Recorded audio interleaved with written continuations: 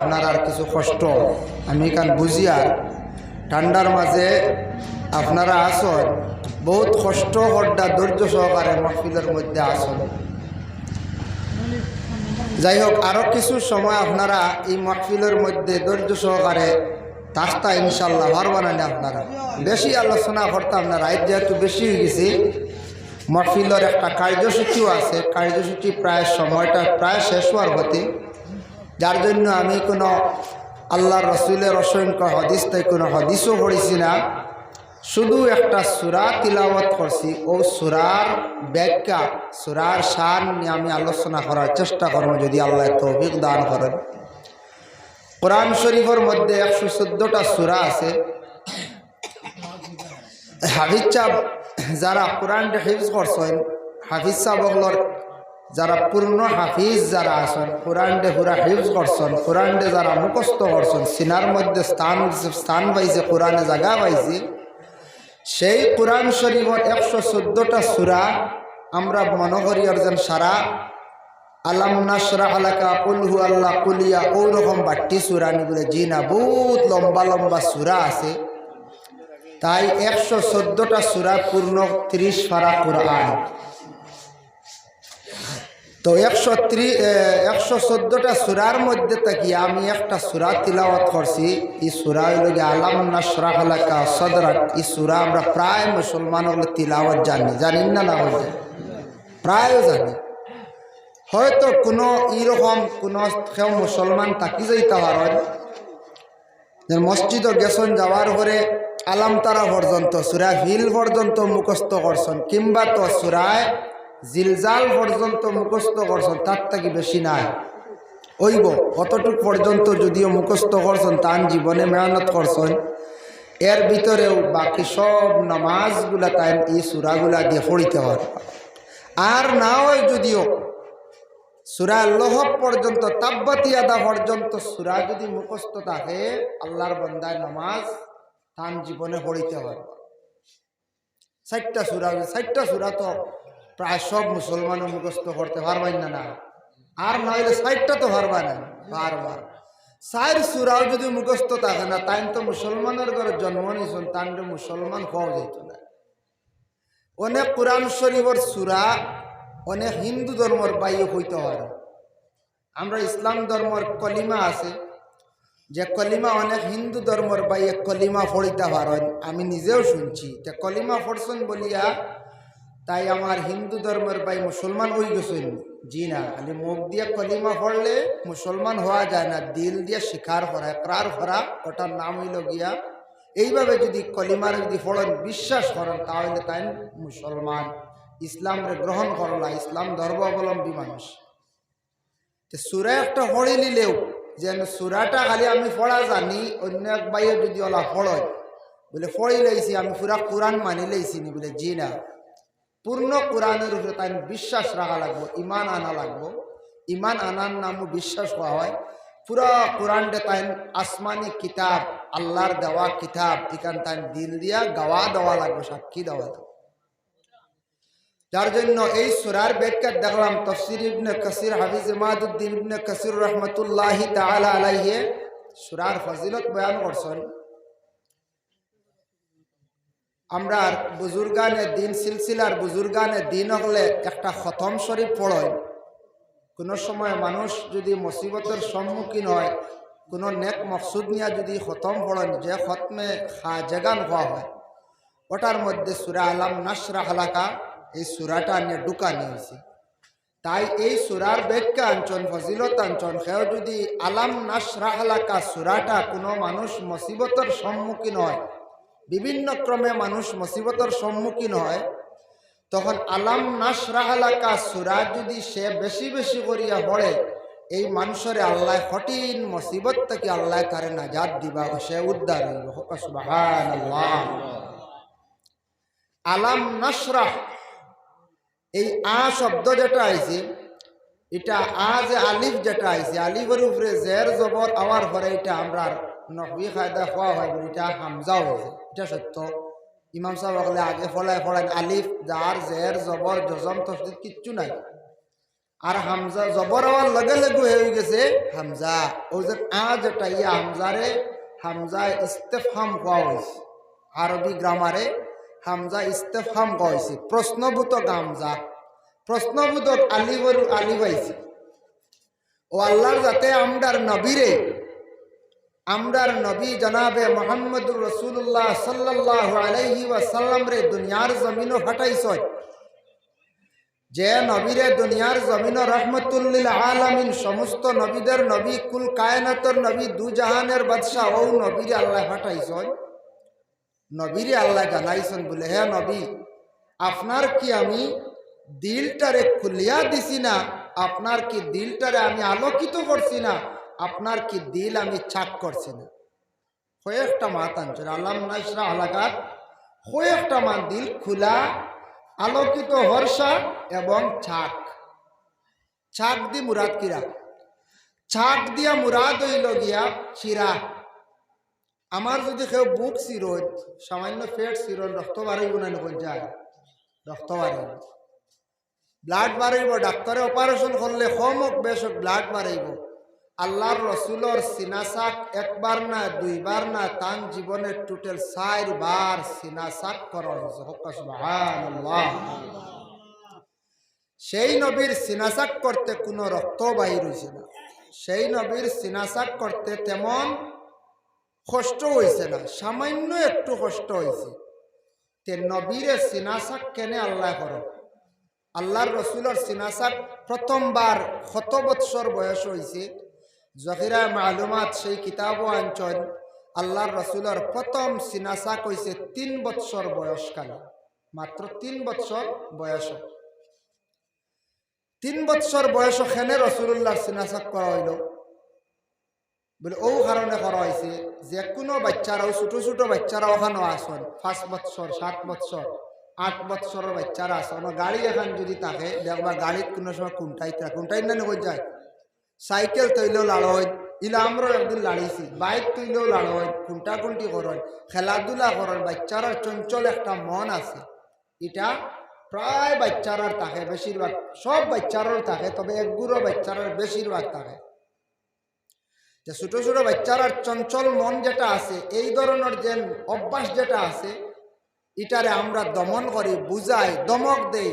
কোনো সময় দমক দিই, আর কোনো সময় বুঝাই, আর কোনো সময় নসিহত করিয়া তারে বুঝাইয়া চেষ্টা করি। কিন্তু আল্লাহর রসুলের 3 বৎসর বয়সকালে আল্লাহর যাতে সিনাসাক করছেন, ইটার কারণে আল্লাহর রসুলের কাছে ইগুলা আসলো নি বলে? জি না।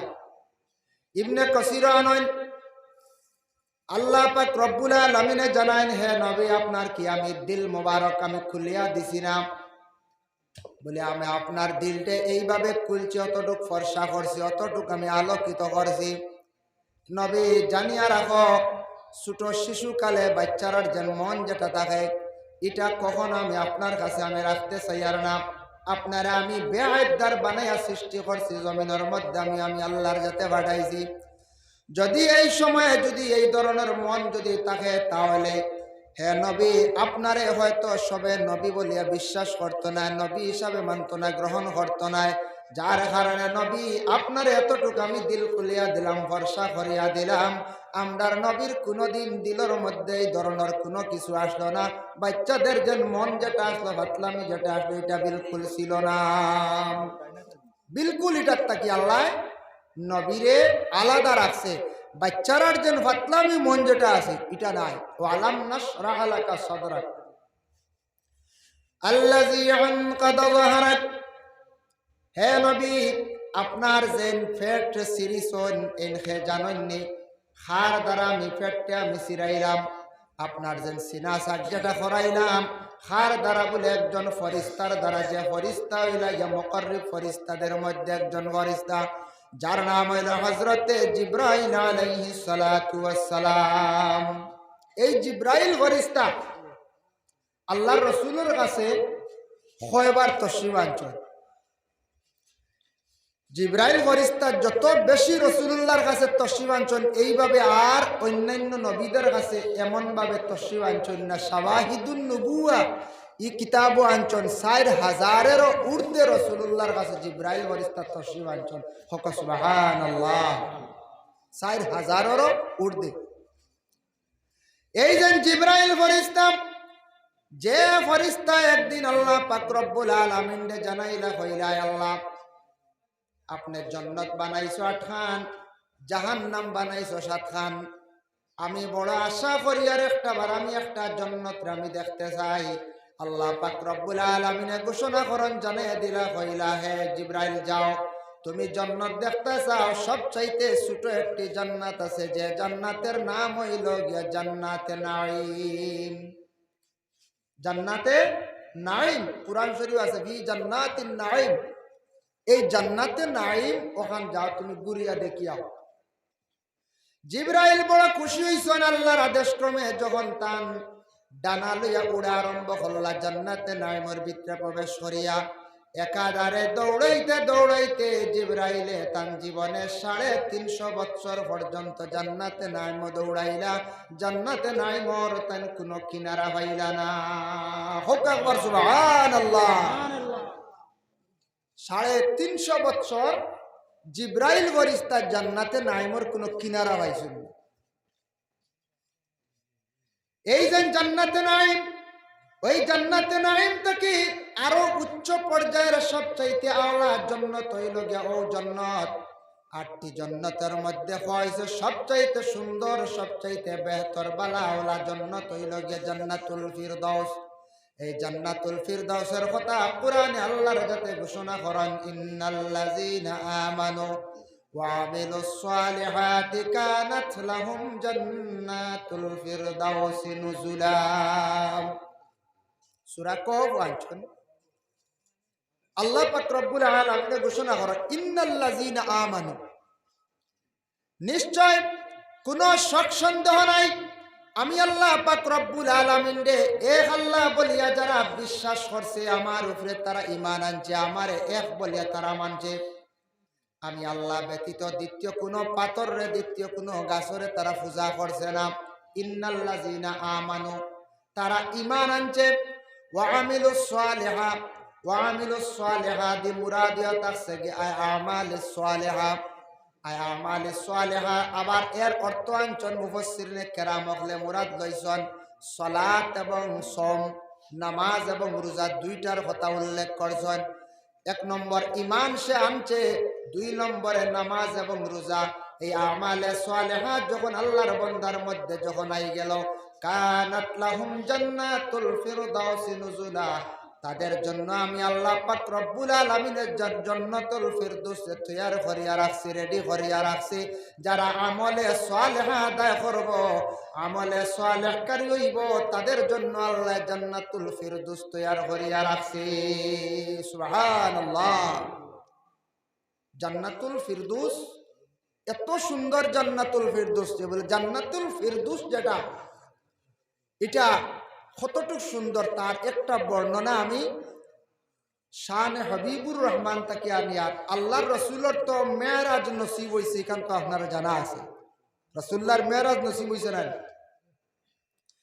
রসুল্লাহর মেরাজের সময় যখন একেবারে দিগর আল্লাহর রসুলে এক আসমান 2 আসমান এইভাবে আল্লাহর রসুলে যেই সময় পাড়ি দিয়া, যেই সময় প্রথমে দুজক দেখানি হইল, আল্লাহর রসুলের দুজক দেখছেন, জাহান্নাম দেখছেন, দেখিয়া রসুল্লাহ এত বেশি ভয় পাইলাম। জাহান্নামের মধ্যে একটা জাহান্নাম দেখছেন, যে জাহান্নামের নাম হইল গিয়ে ওয়াইল দুজক। ওয়াইল দুজক একটা সবথেকে বড়, ডাইনে 3 বামে 3, মধ্যখানে যেটা আছে মধ্যম ওয়াইল দুজক। এই ওয়াইল দুজকটা আল্লাহর রসুল দিয়ে দুজকের মালিকর নাম, তার নামও হইল গিয়া মালিক। ও মালিক রে আল্লাহর কাছে কইলা, আমার নবীরে একটু দেখাও। রসুল্লাহ বলে, আমি দুজকটা দেখতাম চাইয়া, আমি দুজকখান দেখতাম, আমার একটু দেখাও চাই। ওই সময় রসুল্লাহ হালাদাত তাকি দুজক দেখছেন, তার বর্ণনা মালিকে যখন খোয়া আরম্ভ করলা, ওই সময় কইলা, ইয়া রাসূলুল্লাহ, ইয়া হাবিবাল্লাহ, আমি দুজক সম্পর্কে হইয়ার, ও দুজক সম্পর্কে হইয়ার, যে দুজকের নাম হইয়া থাকছে গিয়া ওয়াইল দুজক। বলে ওয়াইল দুজক বলে সব থেকে বড়, সারার থেকে বড়, মাঝখানো যেখান বড় দুজক। এমন দুজক আল্লাহ বানাইছেন। ইয়া রাসূলুল্লাহ, আমি আপনার একটা নমুনা কইয়ার, একটা বর্ণনা দিয়ার, যে নমুনায়া থাকছে কি এমন নমুনা, আল্লাহ পাক রব্বুল আলামিনে ৭০,০০০ আগুনের শহর আল্লাহ বানাইয়া রাখছে। শহর বুঝাইছেন, মনে করো কাম ময়দান, শহর বিরাট বড় আওর, ওলা ৭০,০০০ আগুনের পাহাড় মানে শহর আল্লাহ বানাইয়া রাখছে। এক একটা পাহাড় শহরের ভিতরে ৭০,০০০ আগুনের পাহাড় আছে। ইয়া রাসূলুল্লাহ, এক একটা পাহাড়ের ভিতরে ৭০,০০০ আগুনের গুহা আছে।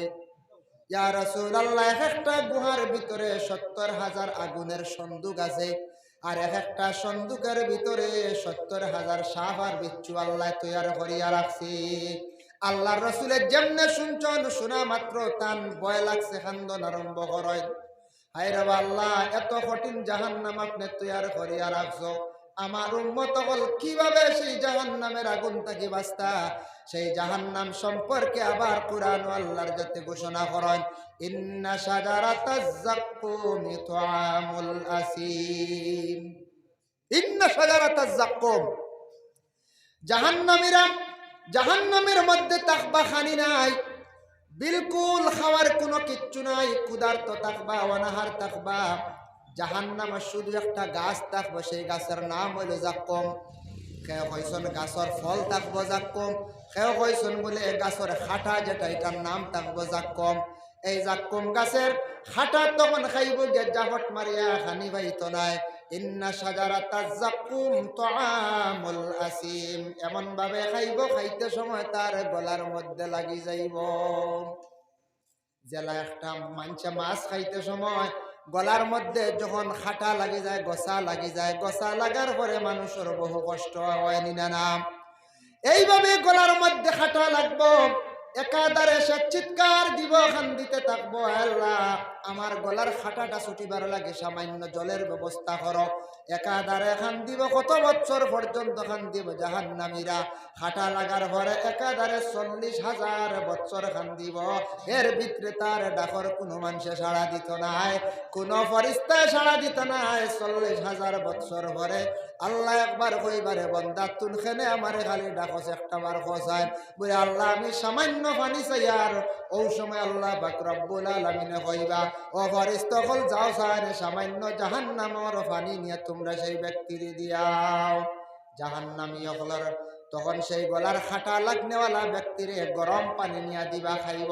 খাওয়ার পরে গলা জ্বলি দিব, আবার চিৎকার দেওয়া আরম্ভ করবো, ডাকা আরম্ভ করব। একাধারে আরো ৪০,০০০ বছর পর্যন্ত ডাকিব, কোনো সাড়া পাইত নাই। এত কঠিন বাবা জাহান্নাম, এত কঠিন জায়গায় লগে জাহান্নাম।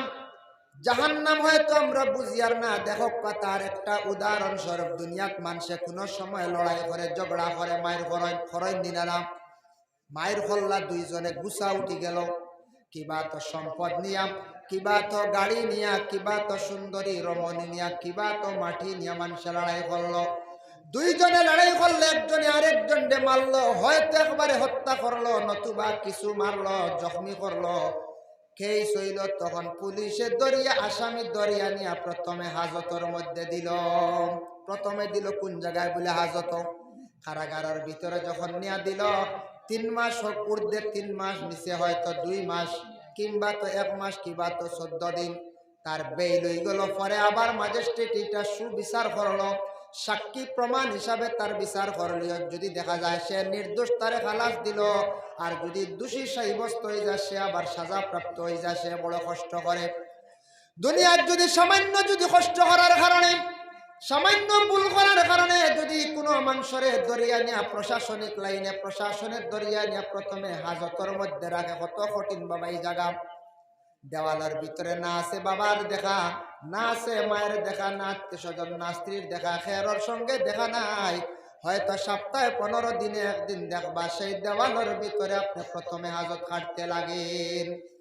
এইভাবে দুনিয়ার জিন্দগি যখন শেষ হইব, প্রথমে আপনার আমার আলমে বরজখের জিন্দগি, কবর থেকে হাসরের আগ মুহূর্তে আজতের জিন্দগি। দুনিয়ার জ্বালা আজত আপনার আমার কাটা লাগে ১৪ দিন, কিংবা তো ঊর্ধ্বে ৯০ দিন। এইভাবে কবরের গাড়ার মধ্যে যতদিন থাকবো বাবা, ততদিন আজতের গাড়। কিন্তু ময়দানে মাহশর সাক্ষী প্রমাণ হিসাবে আল্লাহ পাক রব্বুল আলামিন আপনার আমার বিচার করবা। দেখো বলে আমরা দুনিয়াত মানুষকে কৌটো সাক্ষী দে, ম্যাজিস্ট্রেটের সাক্ষী চায়, সাক্ষী চায়, কিন্তু জানিয়া রাখবা মিছা সাক্ষী দেওয়া যাইবা না। মিছা তো কবিরা গুনাহ। মিছা সাক্ষী দিয়ে একজন মানুষরে যদি দোষী বানায় কারাগারের ভিতরে হলি মানুষের অভিশাপ থাকবো। এই মানুষে সারা জীবন বদুয়া দিব, সারা জীবন আপনার উপর তার লানত থাকবো, আপনার বালাই হইতো নাই। এর জন্য আল্লাহর বান্দাগণ ময়দানে মাহশর আল্লাহ পাক রব্বুল আলামিনে ফেরেশতা হল সাক্ষী স্বরূপ হিসাবে আমলনামা বাইছে তার বিচার করবা। যদি তারা আমলনামা যদি দেখো ইন্নাল্লাযিনা আমানু ওয়া আমিলুস সালিহাতি আমালে সালিহা নেক আমলকার যদি থাকে তাহলে কানাত লাহুম জান্নাতুল ফিরদাউসি নুজুলা, তারে আল্লাহ খালাস দিবা, নাজাত দিবা, সে জান্নাতের মালিক হইব, জান্নাতে প্রবেশ করব। আর যদি সে আমল যদি ভালো দেখাইতে পারে না, আল্লাহ যাতে তারে আবার সাজা দান করবা, সেই সাজাটা বড় কঠিন সাজা বলে জাহান্নাম। এর জন্য আমরা সবর আলিম হলে ওয়াজ নসিহত করডা কুরআন হাদিস থেকে বুঝাইতরা বলে ও রাস্তায় গেলে খারাপ রাস্তা জাহান্নামী হইবা, ও রাস্তায় গেলে বালা রাস্তা জান্নাতি হইবা। জান্নাত পাইতে হইলে বাবা জীবনে মেহনত করা লাগবো। আপনি যদি বাড়ির যদি সুন্দর এখন ঘর বানাইয়া থাকতে চান, আপনি যদি সুন্দর পালং চান, সুন্দর যদি বিছনা চান, জীবনে পরিশ্রম করতে লাগবো, মেহনত করতে লাগবো। যত বেশি মেহনত করবা সুন্দর ঘর বানাইতে পারবা, সুন্দর পালং, সুন্দর বালা বিছনা বানাইয়া আরামের সহিত থাকতে পারবা। আর মেহনত যদি করেন না, ঘরও বানাইতে পারতা নাই, ভালো বিছনাও পাইতা নাই, আপনি গাড়িরও মালিক হইতে পারতা নাই। ঠিক তদ্রু আপনার আমার যদি সুখের জীবন আখিরাতের জীবন যদি চাই, জান্নাত যদি চাই, তাহলে আপনার আমার এই জিন্দেগি নফসর লাগে জিহাদ করি আপনার আমার আমল ঠিক করতে লাগবো। বাবা নমাজে ঠিক মতো আদায় করতে লাগবো, ফরজ রোজাগুলারে সঠিকভাবে আদায় করতে লাগবো। তখন আপনার আমার সেই সুখের শান্তির জায়গা জান্নাত পাইম। দেখো জান্নাতে নাইম কি জায়গা, জান্নাতে নাইম 350 বছর জিবরাইল সফর করছেন কোন কিনারা না পাইয়া। আল্লাহ পাক রব্বুল আলামিন কইলাই আল্লাহ 350 বছর পর্যন্ত আমি দৌড়াইলাম, চতুর্দিক আমি কোনো সময় পাইলাম না, কিনারা পাইলাম না। আল্লাহ ইলাহে আসন্নি জান্নাতে নাই মোর কিনারা পাওয়ার, সাইড পাওয়ার। আল্লাহ জানাইলা জিবরাইল আমার এক বান্দা আছেন, বলে আল্লাহ আমি একজন ফেরেশতা জান্নাতে নাই মোর কিনারা পাইলাম না, আপনি কইলা আপনার এক বান্দা আছেন, সেই বান্দাকে আপনি কইয়া দেখবা। ফেরেশতা কিনারা পাইছেন না জান্নাতে নাই, আর আল্লাহর রাসূলে জিবরাইল ফেরেশতার আল্লাহ কইরা আমার এক বান্দা আছে। ওই সময় জিবরাইলে কইরা আল্লাহ কোন বান্দা আপনি আমার একটু কইতান পরিচয় দিন। আল্লাহ পাক রব্বুল আলামিন জানান কইন ও জিবরাইল এই বান্দা তুমি দেখতে পাইবা, পরিচয় পাইবা, তুমি যাও মদিনার জমিন মসজিদে নববীর মধ্যে নামাজ শেষ করিয়া সব দেখবা, একেবারে দিগর বাহির হইয়া যাইতে আসন, সবার শেষে দেখবা একজন ব্যক্তি থাকবা, ও ব্যক্তিরা তুমি জিজ্ঞাসা করিও এই ব্যক্তি হইতে পারবা জান্নাতে নাইম সম্পর্কে। সুবহানাল্লাহ। জিবরাইল দৌড় মারছেন মদিনাত মসজিদে নববীর গিয়া দেখছেন নামাজ শেষ মুহূর্তেই মানুষ একেবারে দিগর মানুষ যাইতে আসন, সব বাহির হইয়া গেলা গিয়া একজন মানুষ রইছে, একজন মানুষ মসজিদে। আমরা মসজিদে গেলে একগুলো ঠাড়াউড়া থাকে নেন কোন যায়, সবর শেষে যায় আবার সবার আগে বাহির হইয়া আসি, ইলা আসিন না না একগুলো। আমরা 28 পয়দা শুক্রবার দিন হোক অন্যান্য সময় দেখো সবর পিছনে বাহির নয় ব্যক্তিকে। ও হযরতে জিবরাইল গে দরজার সম্মুখে দাঁড়ায় মানুষের সুরত ধারণ করিয়া অপরিচিত ব্যক্তি হিসাবে, যাতে এই ব্যক্তি আমার জিবরাইল ফেরেশতা বলিয়া চিনুন না। জিবরাইল অপেক্ষা যেই সময় এই ব্যক্তি দরজার সম্মুখে আসছেন, ওই সময় জিবরাইলে গিয়া সালাম দিছ। জিবরাইলে গিয়া সালাম দিয়া বলে আসসালামু আলাইকুম, আমি আপনার কাছে আসছি একটা খবর জানার জন্য, একটা জিনিস জানতে চাই। বলে কি খবর চাই? আমি আপনার কাছে একটা জিনিস জানতাম, আপনি কইতে পারবানি এই মুহূর্তে আল্লাহর একজন ফেরেশতা জিবরাইল, সেই জিবরাইল ফেরেশতা কোন জায়গায় আছেন? তাই জান্নাতে নাইমর কথা জিজ্ঞাসা না করিয়া হইতে আগে নিজে নিজে পরীক্ষা করলে আমি তো জিব্রাইল দেখে আমার হইতে পারেন। ওই সময় সেই ব্যক্তি জবাব দিয়া কইলা, আচ্ছা ঠিক আছে, এমন একটা প্রশ্ন আপনি আমারে করছেন, সময় দিতে লাগবে বলে কতটুক? বলে 2 রাকাত নমাজ পড়েব, নমাজের পরে অবশ্যই আপনার সেই প্রশ্নের জবাবটা আমি দিতে আসি। বলে আচ্ছা ঠিক আছে, নমাজ পড়েন। আল্লাহর বান্দা আবার মসজিদে নববীর মধ্যে গিয়া 2 রাকাত নফল নমাজ তাই খুব শান্তিচিষ্টভাবে শান্তি মনে 2 রাকাত নমাজ পড়িলা। নমাজ শেষ হওয়ার পরে আসিয়া দেখুন সেই ব্যক্তি দরওয়াজার সম্মুখে দাঁড়ায়। হইলা, আপনি যে আমার প্রশ্ন করলা জিব্রাইল ফেরেশতা সম্পর্কে, এই জিব্রাইলের তো নমাজের ভিতরে তাকিয়া বহু তালাশ করলাম, জিব্রাইলের তেমন কোনো সন্ধান পাইলাম না। বলে কতটুক তালাশ করছেন, কিভাবে আপনি তালাশ করলাম? ওই সময় সেই ব্যক্তি জবাব দিলা, কইরা আমি যখন নমাজ লাগলাম, নমাজের ভিতরে তাকিয়া আমি ধ্যান করলাম, আমার চক্ষুর দ্বারা দেখতে পাইলাম প্রথম আসমানের মধ্যে দেখলাম জিব্রাইল নাই, দ্বিতীয় আসমানে দেখলাম জিব্রাইলের কোনো সন্ধান নাই, তৃতীয় আকাশে দেখলাম জিব্রাইলের কোনো সন্ধান নাই। এইভাবে 7 আসমান পাড়ি দিলাম, সিদরাতুল মুনতাহা, জিব্রাইলের কোনো সন্ধান নাই। তারপরে গেলাম আরশে আজিম, তাও জিব্রাইলের সন্ধান নাই। 7-8টা জান্নাতের ভিতরে তালাশ করলাম, জিব্রাইলের কোনো সন্ধান পাইলাম না। পরে জাহান্নামের কিনারে গেলাম, চক্ষু ঘুরাইলাম, তাও জিব্রাইল দেখলাম না। পরে ঘুরিয়া আসিয়া চক্ষু ঘুরে দুনিয়ার জমিনও সব দিক তালাশ করলাম, জিব্রাইল পাইলাম না। আমার মনে হয় আপনি যে সামনে আসো, আপনি ওই ভাই গিয়া জিব্রাইল। সুবহানাল্লাহ। আমার ধারণা আপনি ওই ভাই গিয়া জিব্রাইল। জিব্রাইলের জন্য শুনছেন, শুনিয়া তাই নিজে অবাক হয়ে গেছেন। কইলা, আল্লাহ, কে যেন ব্যক্তি, আমি নিজে আমার ডানা দিয়ে জান্নাতে নাইমের চতুর্দিকে ঘুরিলাম, মধ্যখান ঘুরিলাম, তবে সাইড পাইলাম না। এমন ব্যক্তি 2 রাকাত নমাজ পড়েছেন, 7 আসমান তান চক্ষুর দ্বারা দেখিলাইলাম। আয় আল্লাহ, 8টা জান্নাতের ভিতর পর্যন্ত দেখতে পাইলা, আরশে আজিম পর্যন্ত দেখতে পাইলা। আয় আল্লাহ, আমি বুঝতাম পারলাম না সে যেন এমন এক ব্যক্তি, এই ব্যক্তি অতটুক পর্যন্ত আপনার দিকে অগ্রসর হইতে পারলা, এতটুক গুণ আপনি আল্লাহ দান করতে পারলা, এই ব্যক্তির পরিচয়টুকু আপনি আমার একটু দেখুয়া। জিব্রাইল নিস্তব্ধ আল্লাহর কাছে জানতে চাইছেন। ওই সময় আল্লাহ জানাইছেন, কইছেন, জিব্রাইল জানিয়া রাখো, এই নইলা আমার নবীর একজন আখিরি জমানার নবীর এক মায়ার এক সাহাবী, যার নাম হইল হযরতে আবু বকর সিদ্দিক রাদিয়াল্লাহু তাআলা আনহু। জোরে হোক একবার সুবহানাল্লাহ। বলে, আয় আল্লাহ, আবু বকর সিদ্দিক আকবর এতটুক কিভাবে অগ্রসর হইছেন? বলে, 1 নম্বর হইল আবু বকর সিদ্দিকে তান দিল দিয়া, অন্তর দিয়া নবীরে বেশি তাই মহব্বত করতাম, আর নবীর অনুসরণ করছেন, নবীজির জিন্দেগিরে তান হুবহু তান নকল করছেন।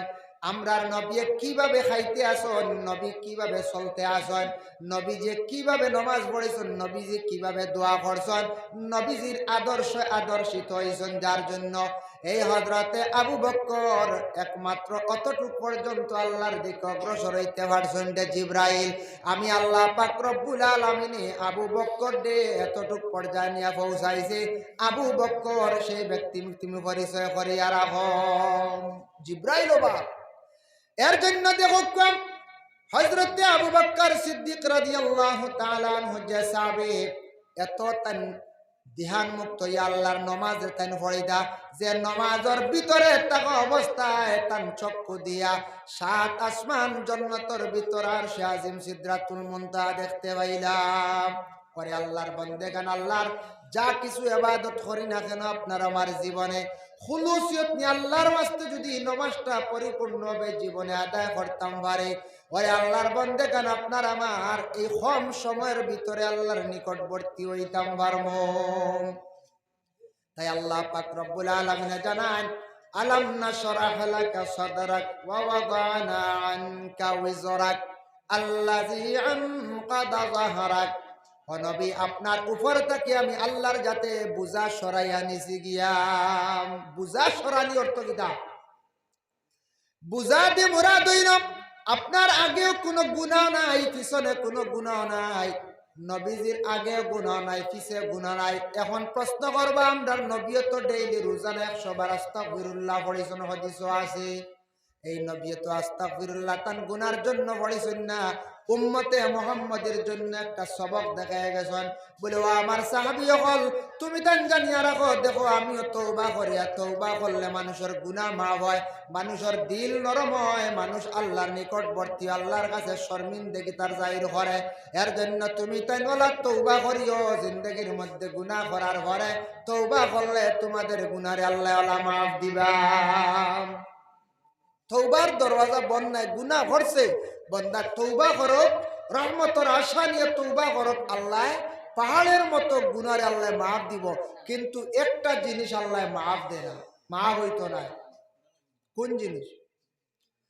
যেমন আপনার গুনাহ যত বড় করো, গুনাহ কবিরা করছে মাফ হইব, সে যদি ডরাইয়া আল্লাহর কাছে খান্দে তওবা যদি করে, তুবু ইলাল্লাহি তাওবাতান নাসুহা, নাসুহা শব্দ দি মুরাদ হইল আন্তরিকতার সহিত যদি সে তওবা করে দিল দিয়ে আল্লাহর কাছে, আল্লাহ যা জীবনে করছে গুনাহ আর আমার জিন্দেগির মধ্যে করতাম না, যদি আল্লাহ ওয়াদা করিয়া যদি তওবা করে মাফ হইব।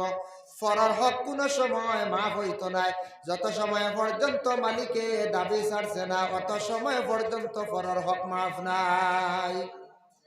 বলে মাফ নাই রাস্তা কিতা ইলা আসনা নে, আমরা ফরর হক তাকি যায় বুলবো শত তাকে আমি কইয়া খেওয়াছি হয়তো ইলা সইচ্ছা রাখিতাম পারি। এক মাজনের ঘর খরচ গাইলাম 10,000 হয়ে গেছে, এন ছাড়ে দিলাম আর এক মাজন, ইলা হয় না। এই মাজনের ঘর গেলাম খরচ খাইলাম, এই 7,000 হয়ে গেছে, আর এক মাজন ধরে লাইলাম। খাফলর দোকানও গেলাম, যাওয়ার পরে খাফলর দোকানের ঋণ হয়ে গেছে গিয়া 5,000, আর এক মাজন ধরে নিলাম, তার ঋণের কোনো খবর নাই। এইভাবে জিন্দেগি বেজান আপনার আমার কি করি, ঋণ করিয়া তাকে ঋণ মুক্ত হইতাম পারছি না, মালিকের কাছ থেকে দাবি ছুটাইছি না, মালিকে খুঁজিতে খুঁজিতে বাদ দিলাইছে পারছে না লইত। আমার জীবনে শক্তি আসলো, পাওয়ার আসলো, ডরাইয়া আমার কাছ থেকে লইতে পারছে না।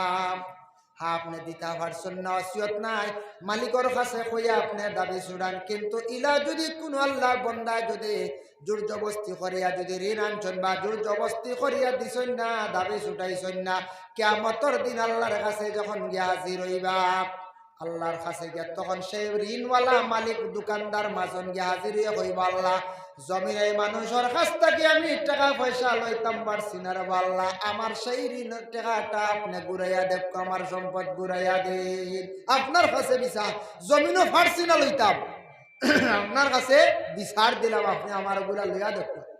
আল্লাহ কইবা তার অত টাকা তুমি জমিনও দিতে আসলানি, ও তার সম্পদ আসলে দিছ না আসানি, সে মিশা মাটি তো চাইব। তখন তার সাক্ষী স্বরূপ হিসাবে ফরিস্ত হলে সবকিছু ডায়েরি বুক করিয়া রাখি দিও, আর মিশা মাতিয়া বাঁচিতে পারতা নাই। ওই সময় আল্লাহ কইবা তুমি তার দাবিটা ছুটাইলাও বলে, আল্লাহ কি দিতাম বলে, আমল নমাত থাকি তুমি এখন নেকি দেও। হিসাব করি আমল নমাত থাকি নেকি দেওয়া আরম্ভ হইব। এইভাবে বন্দায় ঋণ মারতে মারতে তার আমল নমা খালি হইব, খান্দি খান্দি জাহান্নামের মধ্যে যাইব। এর লাগে ফরর ঋণ যদি মারি না, যত তওবা করি না কেন, তওবা গুনাহ কবিরা সগীরা মাফ হইব, কিন্তু ফরর হক মাফ হবে না। কিয়ামতের দিন বদলা আপনার আমার আমল নামাত থাকি বাবা নাকি দে ছুটিয়া যাওয়া লাগবো। যার জন্য বিশেষ করিয়া আল্লাহ রাসূল সাল্লাল্লাহু আলাইহি ওয়াসাল্লাম আল্লাহ জানেন নবী আপনার আগেও গুনাহ নাই, করে গুনাহ নাই, মাসুম হিসাবে আমি আল্লাহর যাতে আপনার জমিনে আমি পাঠাইছি। তারপরে আবার আল্লাহ জানাই ওয়ারাফা'না লাকা যিকরাক, হে নবী আপনি শ্রেষ্ঠ নবী বলে আমি ঘোষণা দিছি, আপনার নাম যেটা আছে এটার এই পরিমাণ আমি বুলন্দ করছি, আপনার জিকিরটা আমি এতটুক পর্যন্ত নবী বুলন্দ করছি। দেখো আমরা নবীর নাম প্রথমে আরশে আজিমের মধ্যে লেখা আসলো, বেহেশতের চৌকাটের মধ্যে আমি আল্লাহর কাছে লেখিয়া রাখছি, আর দুনিয়ার জমিনে আপনার নাম কিন্তু আজানের মধ্যে রাখছি। হে নবী আপনার নাম আমি নামাজের মধ্যে রাখছি। আপনার উম্মত হলে সারা জীবন যারা নামাজ পড়িবা, নামাজের মধ্যে আপনার স্মরণ করবা, আপনার সালাম দিবা, নবী জানিয়া রাখবা আপনার নাম অতটুক বুলন্দ করছি, আপনার নাম কোনোদিন জমিনও কেউ মেটানো সম্ভব নাই। যদি ইসলাম ধর্মের মহাপুরুষ মোহাম্মদ, ইসলাম ধর্মের মহাপুরুষ মোহাম্মদ যদি অন্য কোন ধর্মের মানুষে যদি কটাক্ষ করে, অন্য কোন ধর্মের মানুষে যদি গালিগালাজ যদি করে, তবে আমার নবীর নাম মিটানো সম্ভব নয়।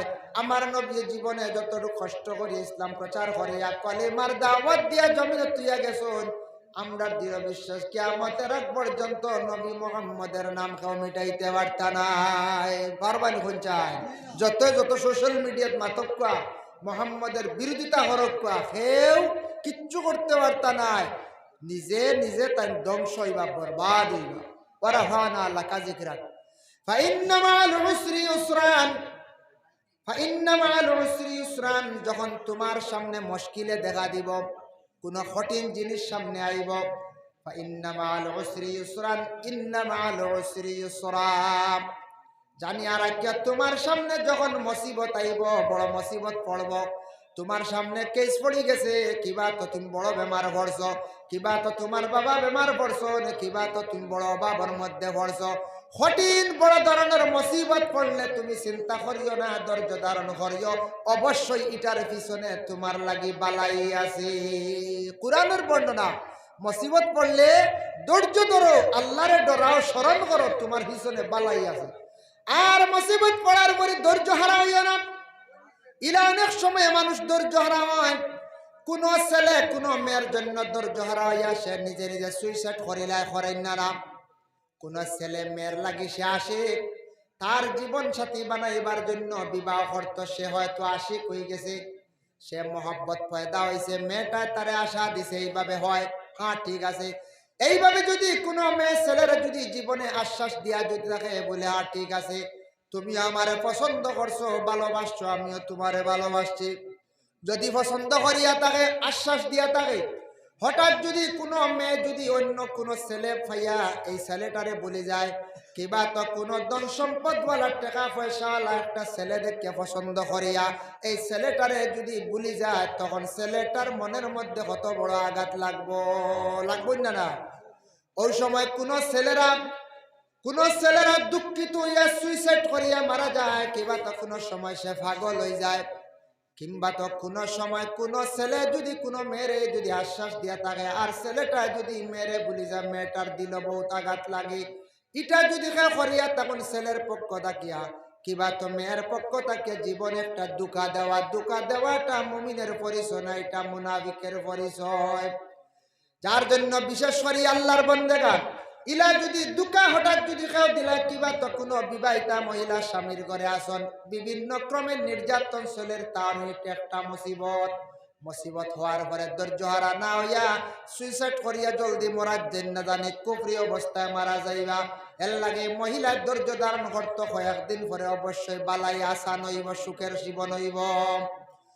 যার জন্য মুসিবত পড়ছে ধৈর্য হারা হইতা না, সবর করকা, সবর করলে অবশ্যই আল্লাহ পাক রব্বুল আলামিন আপনার পিছনে বালাই জাযা আল্লাহ দান করবে। এটা আর কোরআনের হুকুম সত্য। অনেক মুসিবত পড়ে পরে মানুষের বালাই হয়, যেটা সাই করিয়া দেখবা। যার জন্য মুসিবত পড়লে ধৈর্য হারা হইতা না, আপনি ধৈর্যশীল হইতে লাগবো, সবর করতে লাগবো, পরে অবশ্যই আপনার বালাই থাকবে।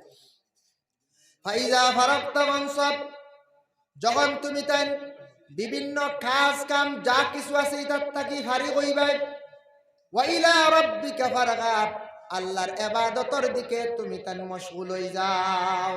আল্লাহর নির্দেশ বন্দারে, তুমি এখন বিবাহ করছো, তোমার দৈনন্দিন জীবন আছে, স্ত্রী আসুন করে কাজ কাম করডা, তোমার কাজ কাম যখন শেষ হইল, অবসর সময় কি করো, তুমি আল্লাহর জিকিরের মধ্যে মগ্ন হও। স্বামী তুমি কাজ কাম ব্যবসা বাণিজ্য করডা, তোমার এটা জরুরত না হইলে তোমার পরিবার চলতো না। যখন আল্লাহ ডাকার সময় আইছে, সময় মতো আল্লাহরে ডাকো, অবসর সময় গেছো, ফাইলা ফাইজা ফারাগতা ফানসাব ওয়া ইলা রাব্বিকা ফারগাব, আল্লাহর ইবাদতের দিকে তুমি মগ্ন হয়ে যাও, অগ্রসর হয়ে যাও। আল্লাহ তো নিষেধ করছেন না তুমি কাজ কাম ব্যবসা বাণিজ্য এটা করতে না, এখান কইস না করছেন না। কুরআন অন্য জায়গায় কইছেন ফাইজা কুদিয়াতিস সালাত, যখন তুমি নামাজ তাকি পারি কইবা, ফান্তাশিরু ফিল আরদ, জমিনে তুমি রিজকের সন্ধানে যাও, আমি আল্লাহর যাতে তোমার রিজকের মধ্যে বরকত দিমু, তোমার রুজির দরওয়াজা খুলিয়া দিমু, তোমার রুজির রাস্তা আমি আল্লাহ যাতে বাতাইয়া দিমু, দেখাইয়া দিমু। কইছেন নি বলে খালি গরো নামাজ পড়ো, গরো হানি দিলে জি জি ইলা না, গরো খালি নামাজ পড়ো আর গরো হানি দিলে ইলা না।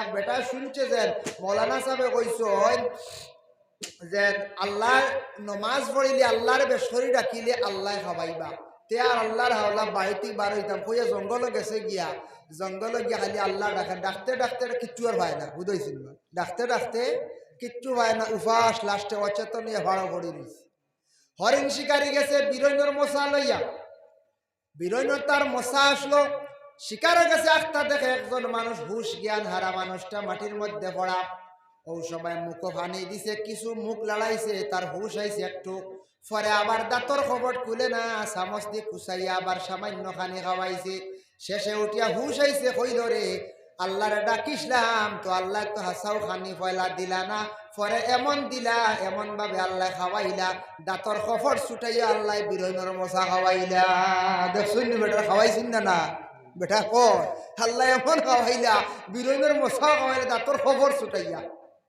আল্লাহ খান বন্দা মারণ্য পঞ্চায়েত হায়াতুল হায়াওয়ান কিতাবও দেখলাম হযরত দানিয়াল আলাইহিস সালাতু ওয়াস সালাম হেও দানিয়াল কইছেন ওলি এটা নিয়ে মাআল্লাফ তেলাম দানিয়াল একজন নবী বিশেষ করে মুতবার রাওয়ায়াত হলো হযরত দানিয়াল আলাইহিস সালাতু ওয়াস সালাম রে আল্লাহ পাক রব্বুল আলামিন তার একজন বালা একজন আবিদ আল্লাহ সৃষ্টি করছেন ইটার নবী এবং আবিদ এবং ওলি ওটা নিয়ে বিভিন্ন ইখতিলাফ আছে দানিয়াল একদিন রাস্তার দিকে হাঁটিয়ে যাইতে আসন চিরশত্রু দুশ্মনে কি করলো দানিয়াল ডে ধাক্কা মারি একটা কুয়ার মধ্যে ফেলাই দিল দেখুন কত বড় বুজুর্গে ফেলাইছেন না না আমরা আখতান কোনো সময় কই ইয়া আল্লাহ অমুকর হুয়া বড় বালা করলো কিতাও খাম খান এলা কোনো সময় হই না ভাইছে অমুকর হুয়া বড় বালা আখতে বাদ খাম করিল ইয়া আল্লাহ এই মসজিদর মেসাবে খাম এখান করছ আখতা ইলা কোনো সময় ওই যাই না না এটা বালা মানুষের পিছনে শয়তান থাকে বালা মানুষের পিছনে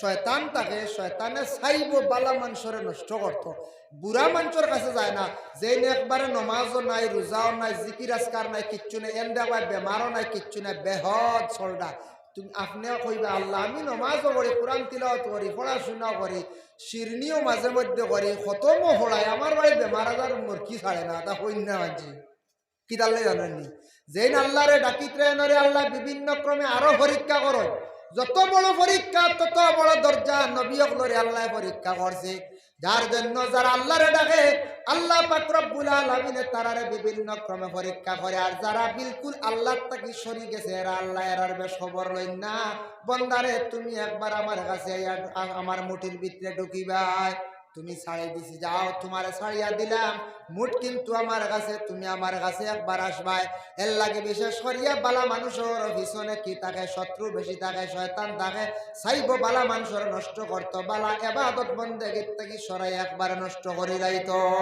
এর লাগি দানিয়াল দেখো তানরে মানে ধাক্কা মারিয়ে কুয়ার মধ্যে ফালাই দিছি অসহায় একবারে তান অসহায় খে বাঁচানেওয়ালা খেও তো নাই আল্লাহর রাতে দেখছেন যে আমার দানিয়াল ডে রক্ষা করনেওয়ালা খেও নাই একমাত্র আমি তো রক্ষা করতে লাগবো কারণ দানিয়ালে আমারে খুব বেশি স্মরণ করেন আমার বড় মায়ার মানুষ আমার মায়ার বন্দা তাই দানিয়াল ডে উদ্ধার করতে আল্লাহ একজন ফরিস্তা পাঠাইছেন ফরিস্তা গেছেন কুয়ার মধ্যে গিয়া কুয়ার মধ্যে তাকে জাবট মারিয়া তুলছন অচেতন অবস্থায় ওই সময় দানিয়ালে কইলারে বা খে আমার রক্ষা করলাই বলে আমি আল্লাহর একজন ফরিস্তা আল্লাহ আমারে পাঠাইছেন আপনার রক্ষা করার লাগি আল্লাহ আমারে পাঠাইছেন সুবহানাল্লাহ ওই সময় ফরিস্তা উঠিয়া কইলা ও দানিয়াল আল্লাহর হুকুম হইছে আপনার প্রতি অত কি মায়া আপনি কুয়ার মধ্যে পড়তে না পড়তে আল্লাহ আমার অর্ডার করছেন অমুক জায়গায় যাও অমুক গিয়া অমুক জায়গায় গিয়ে আমার দানিয়াল ডে রক্ষা করো এর জন্য আল্লাহর বন্দেগান বিশেষ করিয়া যখন আপনার আমার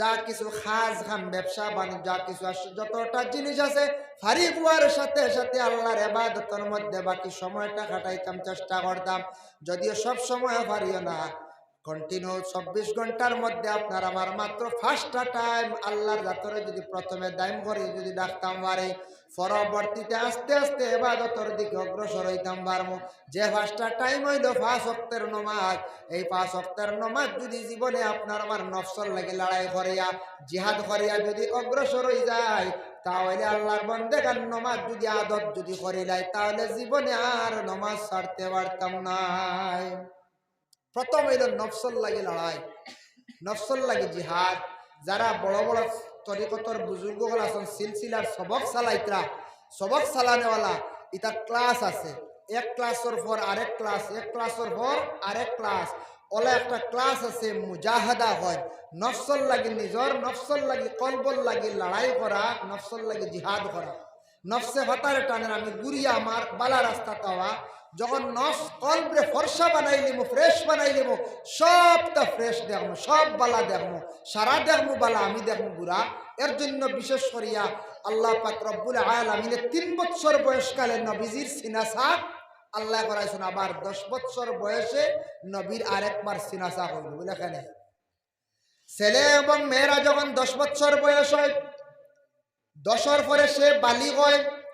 কোন ছেলে 11 বালিগ, কিবা তো 12, কিবা তো 13, কিবা তো 14, কিবা তো 15, মোটামুটি 10-এর পরে 15-এর ভিতরে ছেলে বালিগ হইয়া থাকে। আর মেয়ে সন্তান কোন সময় 12-এর ভিতরে, আবার 10 থাকি 12-এর ভিতরে বালিগ হয়ে যায়। এর জন্য বিশেষ করিয়া ছেলে এবং মেয়ে বালিগ হওয়ার সাথে সাথে তাদের মনটা আরেক রকম হয়ে যায় গিয়া, মনটা অন্যরকম ডিভাইড হয়ে যায়, প্রত্যেক পুরুষ এবং মহিলার সেইভাবে। যার জন্য বিশেষ করিয়া আল্লাহ পাক রব্বুল আলামিনে আমার নবীর সিনাসাক করাইছেন, দিলটার এই পরিমাণ ফর্সা করছেন যে নবীর আল্লাহ এতটুক পর্যন্ত আলোকিত করছেন। 10 বছর বয়স থাকিয়া আল্লাহ রসুলার 40-এর আগ মুহূর্তে, 40 বছরে আরেকবার সিনাসাক হয়েছে। এর আগ মুহূর্তে আমরার নবীজির জিন্দগির মধ্যে এই ধরনের কোনো ফাঁসার কোনো জিনিস পাওয়া গেছে না। হয়তো কোনো ছেলে কিবা তমে 14, 15, 16, 17 বছর হয়েছে, তার মধ্যে ফাঁসাইয়ত খাস জাহির হয়ে গেছে গিয়া, কারণ তার যৌবনের কারণে ফাঁসাইয়তর বুড়াই খাস জাহির হয়েছে। আল্লাহ আমরার নবীর এতটুক পরিষ্কার করছে, 10 থেকে 40-এর ভিতরে এই ধরনের কোনো বুড়া কাজ জাহির হয়েছে না। যার জন্য আল্লাহ নবীরে 10 থেকে 40-এর ভিতরে একবার আল্লাহ সিনাজাত করাইছে। সুবহানাল্লাহ। আল্লাহ পাক রব্বুল আলামিন আমরা প্রত্যেকরে বেশি বেশি করিয়া নেক আমল গুলা করতাম। আল্লাহ আমরা তৌফিক দিত, গুনার কাছ থেকে বাঁচার চেষ্টা করতাম, আল্লাহ আমরা তৌফিক দান করত। বিশেষ করে আমরা আবু বকর সিদ্দিকের মতো নবীর জেলা অনুসরণ করছেন, নবীজির কওল ফেল সব কিছুরে তান একবারে অবিকুল নকল করছেন। আমরা আল্লাহ সুন্নত মোতাবেক চলার চেষ্টা করতাম, আদব আখলাক